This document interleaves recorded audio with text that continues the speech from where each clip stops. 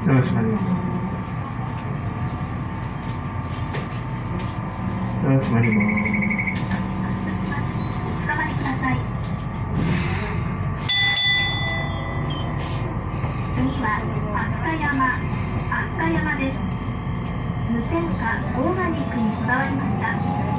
有機食材とアロマとハーブのお店、全店裏飛鳥山テラスはこちらです。お取り寄せ、冷蔵用紙、ネット配信も古典落語と演芸の梶原いろは亭へ、全店梶原が便利です。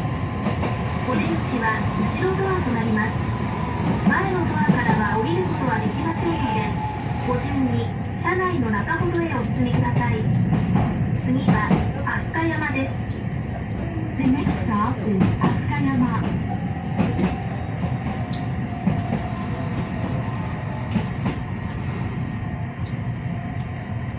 飛鳥山乗りよろしいですか？飛鳥山です。